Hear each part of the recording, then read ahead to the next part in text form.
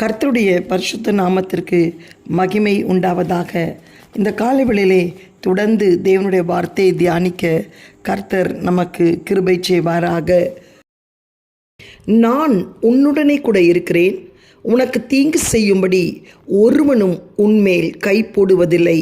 அப்போஸ்தலர் நடபடிகள் 18:10. தேவன் நம்மை அழைக்கும் போது அவரே நம்மை வழி நடத்துகிறார். உங்களுக்கு விரோதமாய் உருவாக்கப்படும் எந்த ஆயுதமும் வாய்க்காதே போம். அவருடைய நோக்கமும் திட்டமும் நிறைவேறும் வரை அவரே உங்களை ஆட்கொண்டு அசைவாடுகிறார். அவருடைய நோக்கத்தை தடை செய்யும்படி எதுவும் உங்களை தொட முடியாது. அப்போஸ்தலனாகிய பவுல் கர்த்தராகிய இயேசு கிறிஸ்துவினால் தெரிந்து கொள்ளப்பட்டான். கர்த்தருக்கென்று தன்னையே தியாகம் செய்யவும் அவன் ஆயத்தமாயிருந்தான்.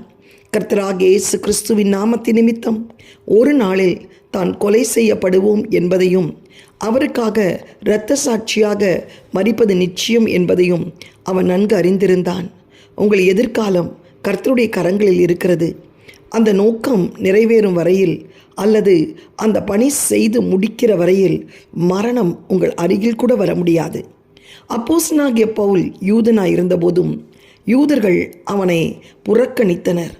ஆனாலும் அவனுடைய ஊழியத்தின் மூலமாக புறஜாதியினர் அநேகர் கர்த்தருடைய அன்பை ருசித்தனர். தேவனை வணங்குகிறவனாகிய யுஸ்து என்பவன் ஜெப ஆலய தலைவனாகிய கிறிஸ்பு என்பவனும் தன் வீட்டார் அனைவரோடும் கர்த்தரிடத்தில் விசுவாசம் உள்ளவனானான். கொரிந்தியர் அநேகர் சுவிசேஷத்தை கேட்டு விசுவாசித்து ஞானஸ்தானம் பெற்றார்கள். கர்த்தராகிய இயேசு கிறிஸ்துவை ஜனங்கள் விசுவாசிக்கும்படி வாசல் திறக்கப்பட்டது. ராத்திரியிலே கர்த்தர் பவுலுக்கு தரிசனமாகி அவன் பயப்படாமலும் கர்த்தருடைய வார்த்தையை பிரசங்கிக்கும்படியாகவும் மௌனமாய் இருக்க வேண்டாம் என்று கூறி அவனை தைரியப்படுத்தினர். மட்டுமின்றி அவனுக்கு தீங்கு செய்யும்படி ஒருவனும் அவன் மேல் கை போடுவதில்லை என்றும் அந்த பட்டணத்திற்கு அநேக ஜனங்கள் உண்டு என்று கூறினார். எனவே பவுல் அந்த பட்டணத்தில் 1 வருஷம் 6 மாதங்கள் தங்கி தேவ வசனத்தை அவர்களுக்குள்ளே உபதேசம் பண்ணி கொண்டிருந்தான்.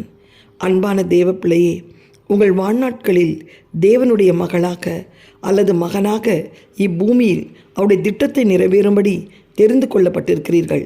எனவே அவர் உங்களோடு கூட இருப்பதாகவும் உங்களை விட்டு விலகுவதும் இல்லை, உங்களை கைவிடுவதில்லை என்று உறுதியளிக்கிறார். அந்த அப்போஸ்தலனாகிய பவுலை பலப்படுத்தி உற்சாகப்படுத்திய தேவன் இன்று உங்களோடு கூட இருக்கிறார். அவர் உங்களை வழிநடத்தி வாழ்க்கையின் இறுதி வரை பாதுகாப்பார். அவர் உங்கள் அடைக்கலமும் பலனுமாயிருக்கிறார்.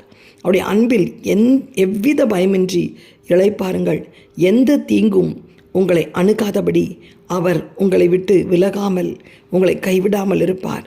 தீங்கு செய்யும்படி எத்தனையோ விதத்தில் உங்களுக்கு எதிராளியான சாத்தான் உங்களை வகை தேடினாலும் மறைவாய் வைக்கப்படுகிற எப்படிப்பட்ட கன்னிகளுக்கும் வேடனுடைய கன்னிக்கு தப்பின குருவியை போல் உங்கள் ஆத்துமாவை கர்த்தர் தப்புவிக்க வல்லமை உள்ளவராயிருக்கிறார். கலங்காதீர்கள். தேவன் உங்கள் பட்சத்திலிருந்து உங்களுக்கு பெரிய காரியங்களை செய்வார். அவர் உங்களோடு நீதிபதியாய் நியாயாதிபதியாய் இருந்து உங்களுக்காக வழக்காளிகளோடு வழக்காடி நீதி நியாயத்தை அவர் உங்களுக்காக நிலைநாட்டுவார். கலங்காதீர்கள். எந்த தீங்கும் உங்களுக்கு ஒருவனும் உங்கள் மீது கை போடுவதில்லை. அவர் உங்களோடு கூட இருக்கிறார். தேவன் உங்களோடு கூட இருக்கிறார். திடமனதாயிருங்கள். இந்த காலவெளியிலே ஜெபிக்கலாமா? ஆண்டவரே, உம்மை நன்றியோடு ஸ்தோத்தரிக்கிறோம். தேவனே, உம்மை துதிக்கிறோம்.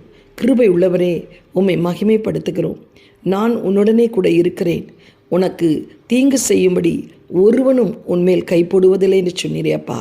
நீர் எங்களோடு கூட இருக்கிறீர் என்பதை நாங்கள் விசுவாசிக்கிறோம், நாங்கள் உணர்கிறோம், நாங்கள் அனுபவிக்கிறோம் அப்பா. அதனால் தான் எத்தனை தீங்கு எங்களுக்கு விரோதமாய் வந்தாலும் அது எங்களை அணுகாதபடி நீர் எங்களை காத்து எங்களை வழிநடத்தி ஆண்டவரே எங்களோடு கூட இருந்து பெரிய காரியங்களை செய்கிறதற்காக உமக்கு ஸ்தோத்திரம். தேவரீர் எங்களுடைய வாழ்க்கையிலே சகலத்தை அறிந்திருக்கிறீர். நினைத்து தடைப்படாதப்பா. நான் உன்னை விட்டு விலகுவதும் இல்லை, உன்னை கைவிடுவதும் இல்லை என்று சொன்ன தேவன் எல்லா தீங்குக்கும் எங்களை விலக்கி காத்து எங்கள் ஆத்துமாவை இது முதற்கொண்டு என்றென்றைக்கும் நீர் காக்கிறதற்காய் உமக்கு ஸ்தோத்திரம். இயேசுவின் மூலம் நல்ல பிதாவே, ஆமென். God bless you. Have a blessed day. Amen.